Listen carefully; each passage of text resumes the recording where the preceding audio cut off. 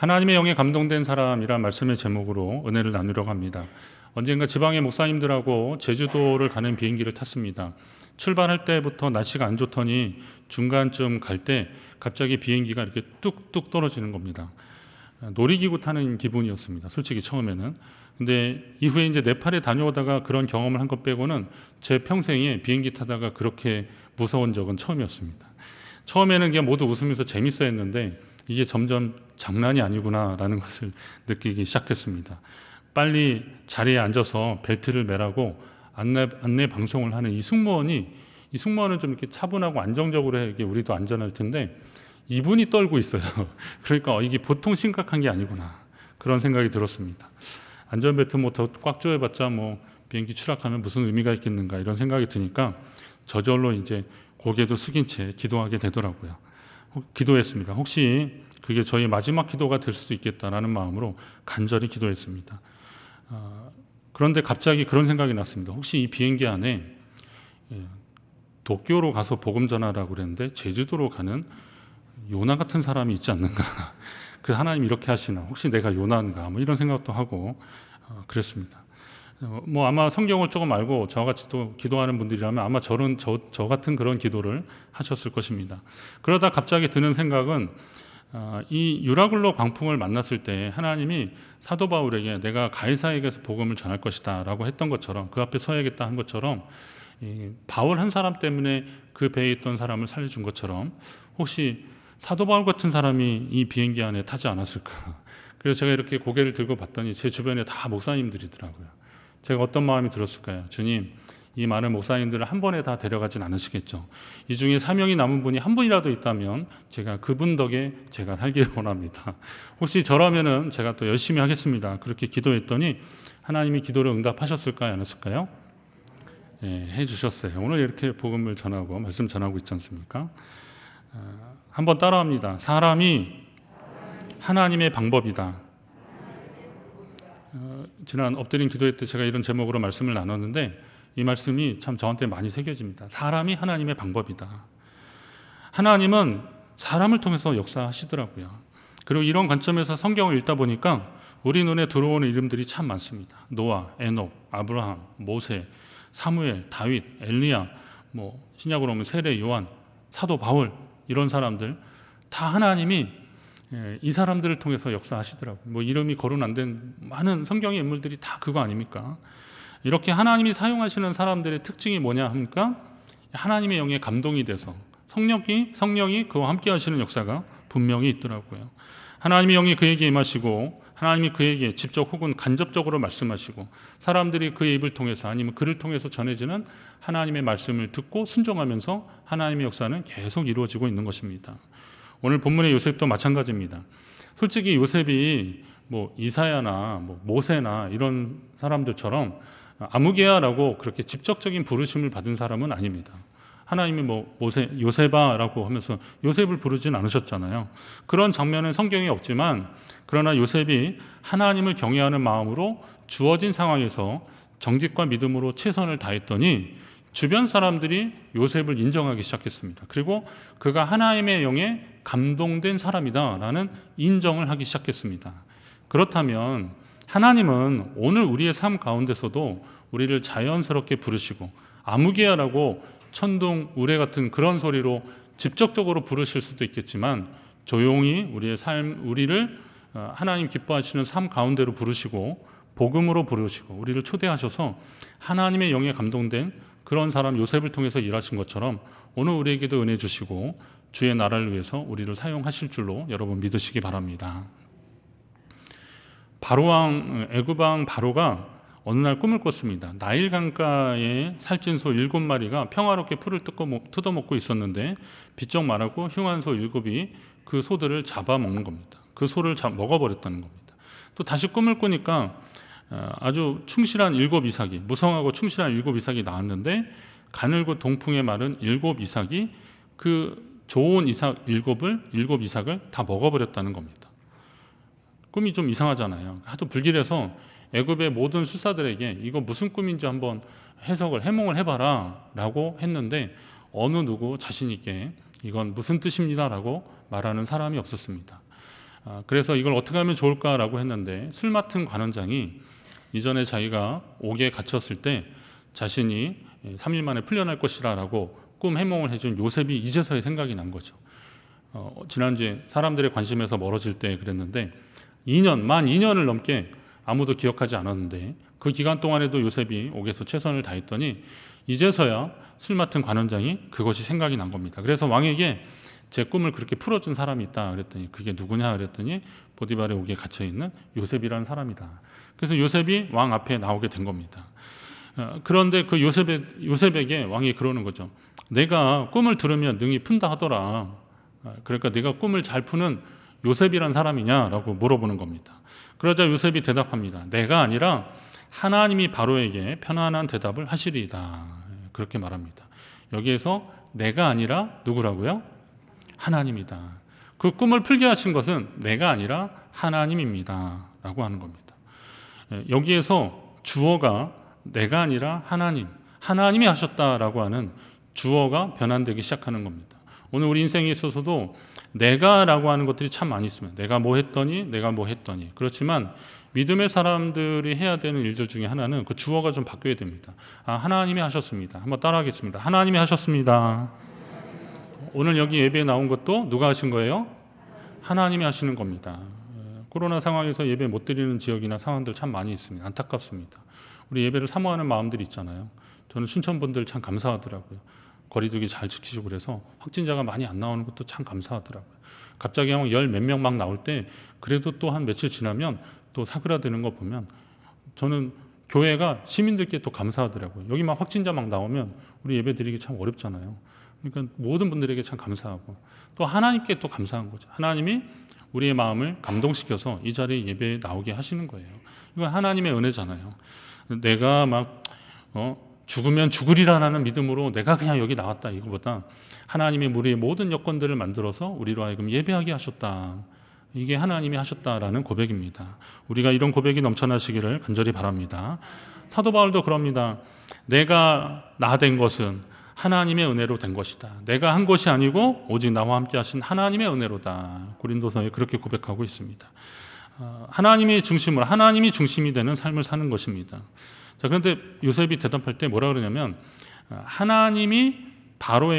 하나님께서 바로에게 편안한 대답을 하시리이다. 이 대목도 우리가 한번 잘 보셔야 되는데요. 보통은 왕의 비유를 좀 맞추려고 왕이 좀 살찐 소 이렇게 나오거나 풍성한 이상 나오고 그럴 때 그건 왕의 덕입니다. 뭐 이래도 되는데 왕이 듣기 좋은 해석을 해주면 왕도 좋고 요셉도 그 일로 좀 이렇게 대접도 받고 그럴 수 있습니다. 근데 이 말을 잘못 해석하면 편안한 대답을 주시리이다, 편안한 대답을 하시리이다 그랬는데 이 편안함에 대한 의미를 우리가 잘 봐야 돼요. 그러니까 요셉이 왕이 듣기 편안한 이야기를 하려고 하나 보다. 근데 그게 아니라는 거예요. 요셉이 말했을 때 이 편안하다라고 해서 이 편안은 히브리어 샬롬인데 우리 샬롬 뜻 아시잖아요. 뭐 평안하다, 건강, 안전, 복지 뭐 이런 것들이 다 들어있는 좋은 말입니다. 근데 이 샬롬의 특징은 뭐냐면 하나님의 임재 가운데 나타나는 현상들이 샬롬입니다. 그러니까 하나님이 부재하면 이 샬롬은 경험할 수 없는 거예요. 결코 경험할 수 없는 겁니다. 구약의 교수님이 그런 얘기 하셨어요. 지금도 생각납니다. 구약에는 평화라는 의미의 샬롬이 있고 신약에는 평화라는 의미의 에이레나가 헬라어가 있는데 이 에이레나는 팍스 로마나 아십니까? 로마의 평화인데 이 로마의 평화는 로마가 하도 강하니까 감히 뭘 못하는 거예요. 전쟁이고 뭐고 감히 일어나지 못하는 그런 상황. 그것도 평화라는 거죠. 근데 그건 에이레네라는 겁니다. 힘에 의해서 어쩔 수 없는 평화를 누리는 거. 싸움이 없는 상태. 이게 에이레네 평화인데 구약의 샬롬은 그게 아니라는 거예요. 구약의 샬롬은 화해를 이루는, 그러니까 하나님이 함께 하셔서 화해를 이루는 샬롬입니다. 뭐 예를 들면 에서와 야곱의 만남, 이게 이제 샬롬의 만남이죠. 하나님이 그들 사이에 그들을 하나 되게 하시는 것, 화해하게 만드시는 것, 이게 샬롬이라는 거죠. 그러니까 이 샬롬은 하나님이 편안하게 하실 것이다. 이 샬롬은 하나님의 뜻대로 될 것입니다. 그러니까 하나님의 관점에서 편안인 거죠. 바로의 관점에서 편안함이 아니라 하나님의 관점에서의 샬롬이라는 겁니다. 여러분의 생애 가운데 여러분의 눈의 샬롬이 아니라 하나님의 관점에서 샬롬이 일어나시기를 주의 이름으로 축원합니다. 이건 뭐냐면 성도는 기쁠 때나 슬플 때나 주님 안에 있어야 한다는 거예요. 우리가 아이들한테는 편식하지 말라 그러면서 신앙의 편식을 하더라고요. 기분 좋을 때, 잘 될 때, 잘 되고 뭐가 이렇게 들어오고 그럴 때는 하나님이 나와 함께 하시는가 보다. 말씀도 들어가도 복을 받고 나가도 복을 받는데 내가 연초에 이 말씀을 뽑았더니 이게 내 삶이 그대로 이루어지는구나. 그래서 하나님을 자랑하고 그러는데 그러다가 갑자기 어려워지고 힘들어지면 뭐라 그래요? 하나님이 나한테 좀 마음이 멀어지셨나 자꾸 그러는 거죠. 성경도 좀 읽고 싶은 책이 딱 있는 건데 이번에 그 성경 일독 다 하신 분들 한번 읽을 때 마지막 장 딱 덮을 때 어떤 마음이 듭니까? 끝났구나, 다 읽었구나. 그런 내가 하나님의 말씀을 처음부터 끝까지 다 읽었구나라고 하는 그런 마음들 있잖아요. 물론 우리가 읽기 힘든 부분들도 있지만 그런 부분들을 다 읽었다고 하는 뿌듯함들이 있어요. 하나님을 모든 상황 속에서 감사하며 하나님 앞에 믿음으로 나가는 것도 이건 정말 감사한 일들입니다.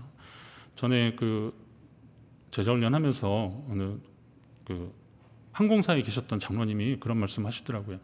목사님, 우리가 순풍에 돛단 얘기 하잖아요. 그런데 배는 순풍을 만나면 빨리 가는데 그런데 비행기는 앞바람을 만나야지 뒷바람을 잘못 만나면 주저앉는다는 거예요. 그래서 무슨 말인가 했더니 앞바람을 만나면 이렇게 비행기가 이렇게 양력을 받아서 이렇게 다 뜨게 되거나 조절이 되는데 비행기가 이렇게 뒷바람을 만나면 이건 통제가 안 된다는 거예요. 그러니까 아까 만난 그것도 돌풍에 뒤에서 확 치면 아까 비행기에서 뚝뚝 떨어지잖아요. 그게 그래서 되는 거라는 거죠. 그럼 우리 인생 가운데 있어서 고난 가운데 우리가 보통은 잘 될 때는 그냥 아무 문제 없는 것 같지만 사실은 이때 교만하지 말고 하나님께 더 가까이 돼야 되는 거고, 그리고 맞바람을 맞을 때도 이때가 우리가 잘하면 더 위로 올라갈 수 있는, 물론 이제 추진력은 좀 더 필요해야 되죠. 추진력은 엔진의 힘은 더 필요하지만 그러나 이때 잘 만나면 더 위로 올라갈 수 있는 그런 계기가 된다는 거예요. 그 인생 가운데 기쁠 때나 슬플 때나 주님과 함께 동행해야 되는 것이 바로 이런 거고요. 샬롬이라는 것도, 이 편안함이라는 것이 내가 중심인 편안함이 아니라 하나님이 중심이 되는 편안함이 되셔야 한다는 거예요. 다윗이 그런 기도합니다. 내가 여호와를 항상 내 앞에 모심이요 그랬습니다. 내가 항상 여호와를 내 앞에 모심이요 그가 나의 오른쪽에 계심으로 내가 흔들리지 아니하리로다. 시편 16편에 그런 고백합니다. 근데 여기서 제가 주목한 단어는 항상입니다. 언제나, 기쁠 때나 슬플 때나 잘 될 때나 어려울 때나 항상 주님을 내 앞에 모시겠다라고 하는 것이 다윗의 고백이었기 때문에 그가 압살롬이나 이런 반역에 의해서 쫓겨날 때도 하나님의 의를 구하고 믿음으로 살았던 겁니다. 사울에게 그렇게 쫓겨날 때도 믿음의 의를 지키려고 노력하고 하나님 중심으로 살았던 것입니다. 항상 있었던 겁니다. 변함없는 하나님의 은혜와 사랑 가운데 그 평강하는 데 거하는 여러분 되시기를 간절히 바랍니다. 그러면 이제 전하는 사람도, 저도 이제 말씀을 전하는 사람으로서는 그런 거죠. 상황의 유불리에 따라서 말씀을 가감하는 것이 아니라 하나님의 말씀을 그대로 전할 사명이 저한테 있다. 그런 마음이 있습니다. 여러분도 저를 위해서 기도하실 때는 바로 그렇게 하셔야 되는 겁니다. 상황의 유불리에 따라서 꼭 들어야 되는 말씀인데도 불구하고 이거 전하면 얼굴 찌푸러지니까 그냥 내가 이거 좀 빼야겠다라고 그런 마음이 들지 않도록 저를 위해서 기도해 주셔야 돼요. 저는 언젠가 이게 좀 용감하고 좀 무모한 생각인지 모르지만 제가 이제 그런 생각도 했어요. 하나님, 제가 설교를 하는데 이 설교를 듣고 성도들이 아멘을 하든 말든 하여튼 어쨌든 간에 집에 가셔서 그 설교가 좀 생각이 나가지고 어쩌면 밤잠을 좀 늦게 주무시는 그런 상황들이 좀 벌어졌으면 얼마나 좋을까요? 그냥 아멘하고 오늘 예배 잘 드렸구나, 그래서 아무 생각 없이 그냥 주일 보내고 한 주간 보내는 게 아니라 그 하나님이 찾으시는 하나님의 영에 감동된 사람을 좀 만나시라, 결론을 얘기하네요. 그런 사람이 되시라라고 그랬을 때 나는 정말 내 옆에 하나님의 영에 감동된 사람이 얼마나 있을까 한번 좀 주변을 둘러보고 그리고 내가 바로 그 사람 되기를 위해서 하나님 앞에 더 가까이 가는 그런 고민이 좀 있었으면 좋겠다라는 겁니다. 여러분이 모두 그 하나님의 영에 감동된 사람이 되시라고 하는 그 축복의 선언을 하기 쉽습니다. 그렇지만 그렇게 되시려고 여러분은 어떤 희생과 결단, 하나님 앞에 각오들이 있습니까? 요셉이 가감없이 하나님의 말씀을 전하니까 바로 왕이 감동이 되더라고요. 근데 가감없이 전했다는 게 그냥 들으면 좋은 말 같지만 요셉은 이건 사실 생명을 걸고 하는 얘기입니다. 왜냐하면 7년 흉년이 7년 풍년이 들 것입니다. 이거는 왕에게 듣기 되게 좋은 말입니다. 그 당시는 신탁 정치를 하는 때 왕은 신탁을 받는 사람이에요. 그러니까 뭐 제사장이나 이런 사람들도 있겠지만 신정 정치. 그러니까 하나님이 그 왕을 세워서 거기서 이제 하나님이 아니지. 뭐 신이 왕을 세워서 그 왕이 나라를 통치한다라고 생각하는 겁니다. 그럼 나라가 잘 되면 뭐예요? 그 신이 이 왕을 기뻐하는 거고 왕이 신 앞에 잘 되는 겁니다. 그러니까 뭐 가뭄이 들고 막 그러면 왕들이 가서 막 기우제를 막 드리고 그러잖아요. 예. 그 아합 왕 때 3년 6개월 비가 안 오니까 아합이 얼마나 애가 탔어요. 그래서 어떻게든 이거 해보려고 그러잖아요. 그 악한 왕도 그러는데, 그러면 이건 뭐냐면 풍년이라는 말은 왕이 그 신에게 합당하다, 마음에 드는 일을 했다라는 것인데, 대신에 흉년을 이야기를 하면 왕이 잘못하고 있다라는 것을 직언하는 거거든요. 그럼 이런 이야기를 듣고 마음 좋아할 왕이 어디 있겠어요. 그런데 요셉이 그걸 가감없이 전하는 거예요. 그러니까 대비하시라 그러는 거죠. 결론 이제 대비하라는 건데, 이런 이야기를 할 때 이 가감없이 전하는 요셉의 모습을 보고 왕이 그를 인정하기 시작하는 겁니다. 그리고 요셉은 꿈만 풀어준 것이 아니라 대비책도 이야기하잖아요. 명철하고 지혜 있는 사람을 택해서 애굽을 다스리게 하라고 33절에 그렇게 이야기합니다. 저는 이 대목을 보면서 그런 마음이 드는 거예요. 하나님은 길을 여시는 분이시다. 할렐루야. 하나님은 길을 여시는 분이시더라고요. 그리고 길이 없으면 길을 만드시는 하나님. 하나님은 길을 만드시더라고요. 이스라엘 백성들이 하나님을 의지하며 애굽을 나왔지만 그들 앞에 홍해가 가로막혔을 때 하나님은 그 바다 가운데에 길을 내주시더라고요. 하나님을 의지하는 자는 바다 가운데 난 길을 육지같이 걸어가게 돼요. 마른 땅을 걸어가듯이 그렇게 걸어가게 하시더라고요. 길을 만드시는 하나님. 시편 85편에 보면 포로된 자들을 돌아오게 하실 때도 의가 주의 앞에 앞서가며 주의 길을 닦으리로다, 이런 표현이 나옵니다. 주님 앞에 하나님이 앞서가게 하시면서 그 길을 닦게 하셔서 길을 만들어 주신 분이 하나님이시라는 거예요. 믿음의 사람들은 그 길을 가는 사람들인 겁니다. 그런데 악인은 하나님이 길을 만들어 주심에도 불구하고 그 길을 굽은 길로 만들어버리는 그런 사람들이 잘못된 사람들인 거죠. 잘 보세요. 이사야 59장에 보면 그들은 평강의 길을 알지 못하며 그들이 행하는 곳에는 정의가 없으며 굽은 길을 스스로 만드나니 그랬습니다. 굽은 길을 스스로 만드는 사람들. 그러니 이 길을 밟는 자는 평강은 알지도 못하는 사람들이 되고 만다는 거예요. 이사야 59장 말씀을 한번 잘 새겨보세요. 하나님은 길을 만드시는 분이요, 길을 여시고 길을 만드시는 분이고, 그 하나님을 의지하는 자는 그 길을 걸어가게 되어 있는데, 그러나 악인은, 하나님께서 멀어진 사람은 하나님이 만들어주신 길도 굽게 만든다는 거예요. 하나님의 말씀을 통해서 우리에게 허락하여 주시고 그 말씀대로 살아갔을 때 하나님의 형통의 대로를, 그러니까 주님이 사랑하시는 자는, 주를 사랑한 자는 그 마음에 시온의 대로가 있는 자라고 그러는데, 이 시온의 대로라는 게 하나님 주신 형통의 길을 걷는 사람들인데, 이게 무슨 복을 꼭 받아서 형통의 길을 걷는다라기보다는 주를 의지하니까 어려울 때나 잘 될 때나 형통할 때나 하나님 의지하고 믿음으로 나가니까 주의 길을 가는 거고, 그게 하나님의 관점에서 보면 이게 샬롬의 길, 시온의 대로가 되는 거잖아요. 그런데 하나님을 의지하지 않는 사람들, 주님을 온전히 신뢰하지 않는 사람들은 길을 만들어주시는 그 길을 가면서도 일부러 굽은 길이 돼버리게 만드는 거예요. 여러분, 하나님의 말씀을 듣고 여러분의 길이 시온의 대로가 되시기를 주의 이름으로 축원합니다. 그렇게 하도록 힘쓰십시오. 사모하십시오. 하나님, 제 마음이 굽어지지 않게 해달라고 기도하십시오. 설교자로서의 저희 고민은 말씀을 이왕이면 하나님의 말씀 그대로 전하기를 기도하고 있는데, 혹시나 저의 생각이나 사상이나 이런 것들이 굽어져서 하나님의 말씀을 제 주관대로 전하게 되지 않게 해달라고 그렇게 기도하고 있거든요. 아까 말씀드린 대로 저를 위해서 기도하실 때는 그런 대목도 기도하셔야 돼요. 가감없이 기도 전하는 거 하고, 그리고 저의 세상이나 이런 것들이 굽어지지 않아서 하나님의 말씀을 온전하게 주의 뜻대로 전해지기를 위해서 그렇게 기도하셔야 돼요. 저도 그렇게 기도하는 겁니다. 제가 그렇게 기도하고 있어요. 제 인생에 약간 이전에 어떤 트라우마나 상처나 이런 것들이 하나님의 말씀을 보는 데 있어서 왜 영향을 받지 않겠습니까? 제가 지난 주간에 만났던 어떤 일들이 말씀을 준비하는데 왜 영향을 받지 않겠습니까? 그런 말씀 때문에, 그런 사건들 때문에 오늘 이 말씀이 왜곡되게 전해지지 않게 해달라고 저는 그런 기도를 하고 있거든요. 설교 준비하는 동안에 제가 지금까지 근 한 30년 설교하면서 계속 고민하는 게 바로 그런 겁니다. 하나님의 말씀을 전하는데 이 말씀을 듣는 사람도 듣는 사람이지만 이 말씀을 전하는 자로서는 나는 과연 자격이 있는가, 이런 고민들이 저한테 계속 있거든요. 그게 저의 고민이에요.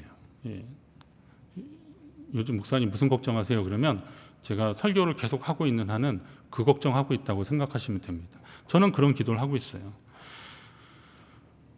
그런데 이 말씀이 굽어지지 않고 전해지니까 하나님의 역사가 일어나더라고요. 바로가 요셉을 보면서 신하들에게 말합니다. 이와 같이 하나님의 영에 감동된 사람을 우리가 어찌 찾을 수 있으리요? 이렇게 하나님의 영에 감동된 사람을 우리가 다시 어디서 만나볼 수 있겠느냐라고 이야기합니다. 이거 많이 익숙하지 않습니까? 보디발이 그랬고 간수장이 그랬습니다. 요셉을 보고 그들이 가졌던 신뢰가 바로 이런 마음이었는데 바로가 이걸 완전 확인하고 있어요. 그것도 그냥 요셉에게 그렇게 얘기하면 되는데 신하들을 둘러보면서 이렇게 하나님의 영에 감동된 사람을 우리가 어찌 찾을 수 있겠느냐, 이거는 요셉을 통해서 바로가 일을 하려고 하는 거죠. 요셉을 세우는 일들입니다. 앞에서 말씀드렸듯이 하나님은 이렇게 하나님의 영에 감동된 사람을 통해서 일하시는 겁니다. 하나님이 그런 사람을 찾으시는 겁니다.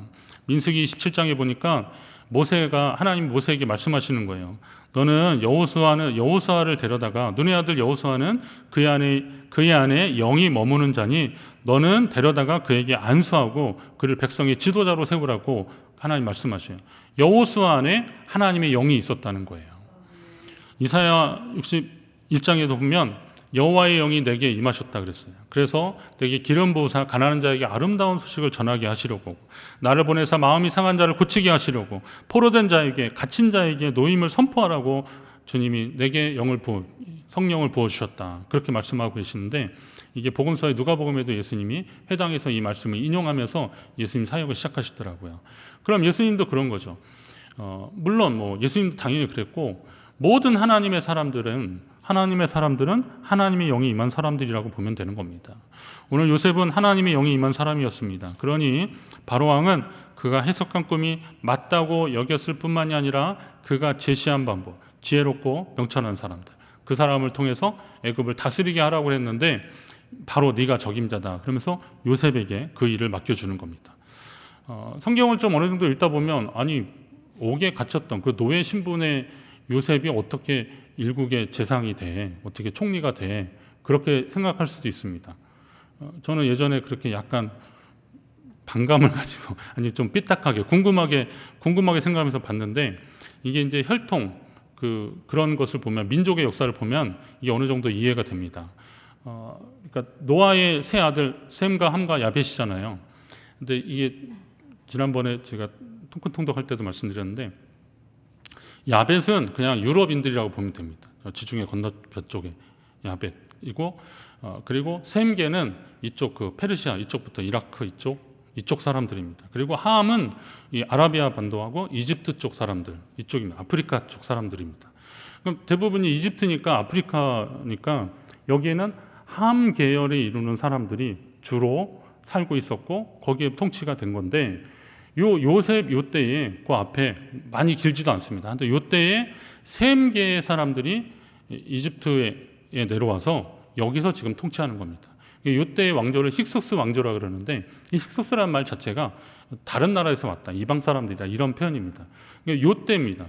그러니까 비록 요셉이 하인이라도 노예라도 이 사람이 셈계 사람이라는 것을 바로 왕은 알았고, 그러면 그에게 그 일을 맡겨도 하나님의 영이 감동되는 또 샘기의 사람이니까 정치적인 요인도 있고 그에게 믿음의 요인도 있으니까 하나님이 그로 하여금 총리가 되게 하셨고, 요거는 이제 좀 나중에 말씀을 나오지만 이스라엘이라고 하는 민족을 이루는 데 있어서 이게 발판이 되었던 겁니다.